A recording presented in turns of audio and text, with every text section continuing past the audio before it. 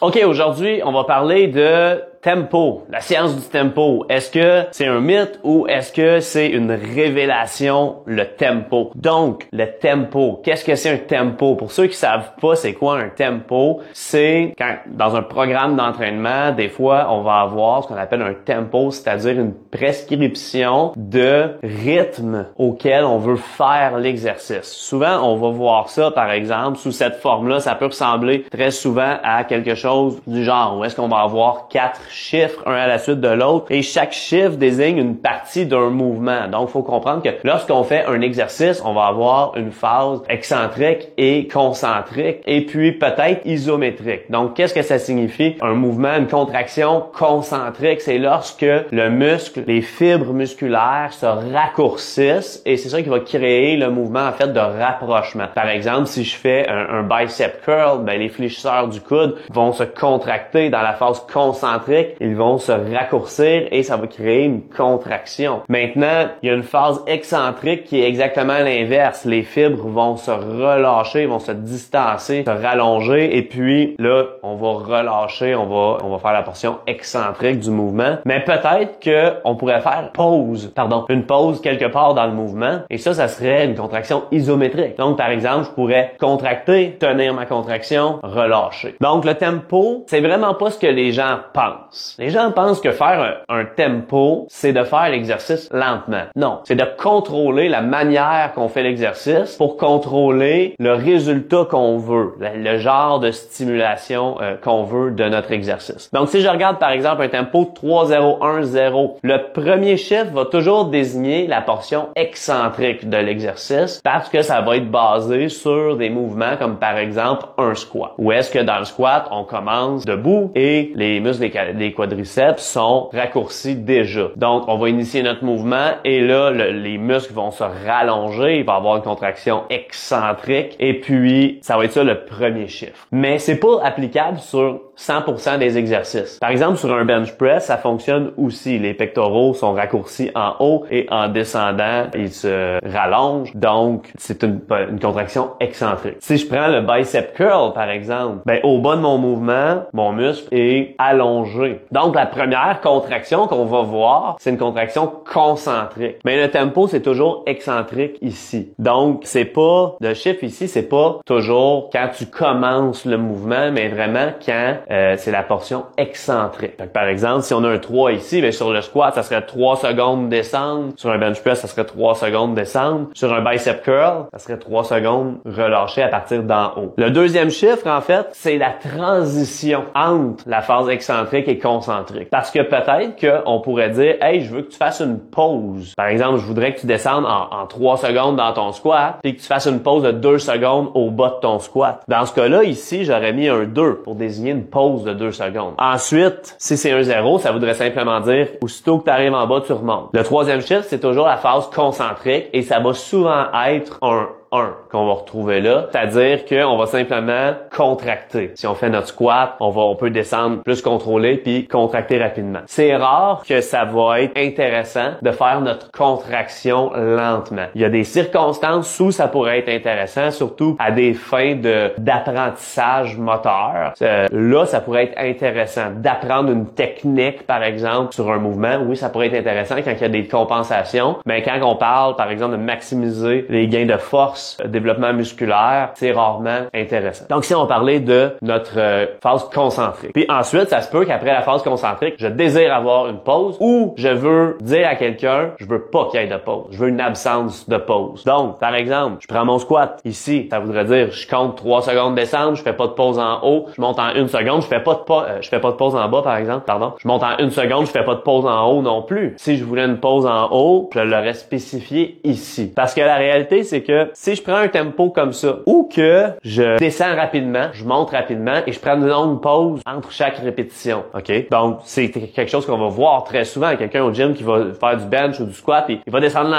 rapidement, il va remonter rapidement. Il va se reconcentrer en haut, il va reprendre son souffle, il va refaire la même chose. Fait que quelqu'un qui ferait ça, en fait, on pourrait dire qu'il y aurait un tempo qui ressemblerait plus à ça. Et en fait, à répétition égale, la charge serait pas la même sur ces deux exercices-là. Serait significativement différente. Puis en fait, le résultat serait probablement différent aussi. On pourrait décider de mettre une pause au bas, par exemple. On aurait aussi un impact différent rendu là. Puis le tempo, c'est juste un coach qui dit à son client, fais-le comme ça ton exercice, ça va être préférable. J'aimerais ça que tu apprennes tel élément sur ton exercice, fais-le de cette manière-là. J'aimerais ça que tu améliores ta force dans telle position dans ton exercice, fais-le comme ça. J'aimerais ça que tu améliores ta force de départ, peu importe. Le coach va peut-être vouloir des résultats spécifiques et la manière que tu le fais va influencer ça. Quelque chose qui est super important de comprendre quand on regarde les tempos, c'est le phénomène du momentum. Parce que les gens, sans s'en rendre compte, ils utilisent souvent le momentum et le tempo est très souvent utilisé pour briser l'utilisation du momentum chez une personne. Okay? Fait que c'est quoi le momentum? Souvent, les gens utilisent ce terme-là, mais ne savent pas c'est quoi. Si tu regardes en physique, la force qui est nécessaire pour déplacer une masse dans l'espace est plus grande quand cette masse-là est immobile. Il faut briser ce qu'on appelle l'inertie. Donc, moi, de la manière que j'aime présenter ça, c'est que, disons que j'ai une voiture que je veux déplacer. Il n'y a plus de gaz. La voiture est au neutre, puis il faut la pousser jusqu'à la station-service. Elle est immobile. La force qui va être nécessaire de mettre pour accélérer la voiture, pour juste déplacer la voiture, va être immense. Fait que j'ai besoin d'une très grande force pour commencer à déplacer la voiture. Une fois que la voiture est déjà en mouvement, en fait, la force nécessaire se trouve à diminuer. Ce qui veut dire que un coup qu'elle a atteint une certaine vitesse, de continuer à la déplacer à cette vitesse-là va nécessiter moins de force. Ça va être moins difficile. C'est sûr que tu as déjà vécu ça dans le gym. Par exemple, faire un overhead press. Les gens ont tout le temps de la misère avec leur première répétition. Pourquoi? Il y a de l'inertie. Faut briser l'inertie. Plus on va maintenir longtemps une charge immobile, plus ça va être difficile généralement de la bouger à nouveau. Maintenant, plus la voiture va rapidement. Imagine-toi que ta pousse là, puis là tu cours, ok? Fait que là probablement que l'auto est rendue qu'elle avance à 15-20 km/h, je sais pas trop. Fait que là elle va vite. Là tu te rends compte que hey, la station-service est là. Je suis en train de la dépasser, faut que j'arrête la voiture. Fait que là tu vas courir à côté, tu vas te déplacer la voiture qui est déjà en mouvement. Tu vas te mettre devant la voiture et tu veux l'arrêter. Qu'est-ce qui va arriver? Tout le monde le sait parce que on a déjà vécu ces phénomènes-là. Notre système nerveux a appris les principes de physique. Mais si tu veux arrêter, par exemple, un objet, une masse qui est en mouvement, la force que tu vas avoir à mettre va être énorme et va être proportionnelle à la vitesse de cette masse-là. Maintenant, si on revient, par exemple, à un bench press, qu'est-ce que tu penses qui arrive? Si tu descends ta charge en 3 secondes, ça remonte en 1 seconde au niveau de la masse que tu as à déplacer. Ben, elle va être quand même assez constante. Okay? La force que tu as besoin de mettre pour déplacer cette charge-là dans l'autre sens est quand même assez constante. Si tu le descends en 1 seconde, ou encore pire, tu laisses comme la charge tomber. On va souvent voir ça. Le monde va laisser la charge tomber littéralement. Ben, en fait, si on pouvait mesurer la quantité de force que tu devais mettre pour ralentir et changer de direction au niveau de ton bench press, on verrait ce phénomène-là. Ça nécessiterait énormément de force. Pourquoi les gens font ça? En fait, la raison pourquoi ils font ça, parce que théoriquement, on se dirait, ben, c'est une bonne chose, dans le fond. J'ai moins de charge, mais j'enlève plus. Tu sais, j'ai besoin de forcer plus. Mais non, c'est pas ça qui arrive. Parce que la raison, en fait, pourquoi le monde va descendre vite puis remonter vite, c'est qu'ils utilisent ce qu'on appelle l'énergie élastique. C'est quoi ça, l'énergie élastique? Un autre principe de physique, mais je vais te l'expliquer, tu vas comprendre, ça va être super simple. Imagine-toi que tu prends un dumbbell au gym. Tu le lèves comme ça, tu l'échappes par terre. Quand il tombe au sol, est-ce qu'il fait ça? Ou il tombe au sol puis il rebondit? Il rebondit, right? C'est quoi ce rebondissement-là? En fait, c'est que s'il y a un impact, il y a de la vélocité entre deux masses, ben, il va avoir, la masse va se déformer légèrement suite à l'impact. Et selon la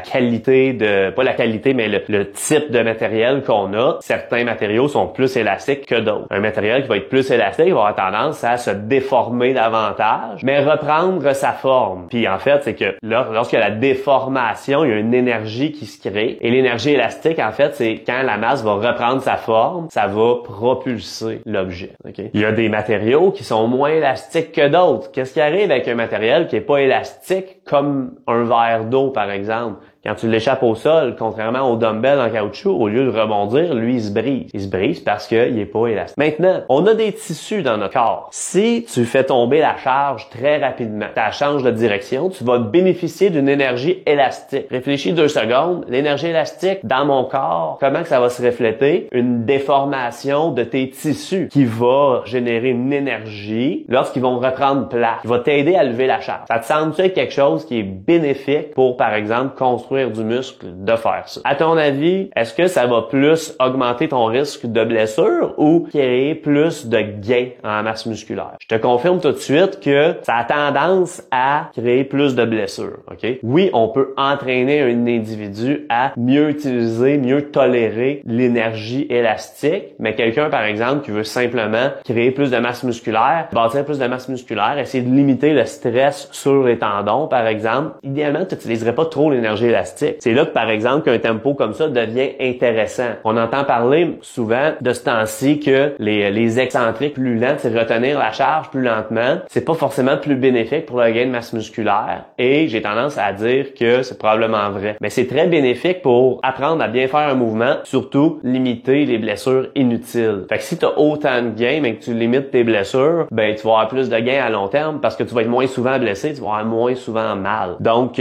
c'est là que la prescription de tempo peut être intéressante, OK? Même qu'on pourrait utiliser un tempo par exemple qui ressemblerait à ça, 3-1-0, où la personne pourrait par exemple retenir en 3 secondes son bench press, le tenir 1 seconde en position étirée et pousser à nouveau. Fait que ça par exemple pour le gain de masse musculaire et la prévention de blessures, c'est super intéressant de faire ça. Fait qu'un tempo, c'est pas de faire un exercice lentement, c'est juste de contrôler notre mouvement avec un but précis au bout de tout ça. Puis si quelqu'un par exemple passe à faire un tempo comme ça où est-ce qu'il va descendre super vite, monter vite, prendre une pause entre chaque répétition, puis recommencer ça à chaque répétition versus faire un tempo comme ça, il va y avoir une différence au niveau de la charge qui est soulevée. La raison principale à ça, c'est que tu vas plus bénéficier d'une énergie élastique, d'une déformation de tes tissus qui t'aide à relever la charge lorsque les tissus reprennent leur place, forme normale. Donc, pour arrêter de s'entraîner avec l'ego, et si on comprend ce principe-là, on va comprendre que, OK, je comprends pourquoi je fais des tempos, pourquoi j'ai des tempos. Parce que malheureusement, il y a bien des coachs qui vont te donner des prescriptions de tempo et les gens ne les écoutent pas parce que ça fait en sorte que des fois, ils baissent leur charge. Mais retiens ça. S'il y a une affaire qu'il faut que tu retiennes de cette vidéo-là, c'est ça devrait être toujours ton tempo vis-à-vis au nombre de répétitions demandées qui dicte ta charge. Ça devrait jamais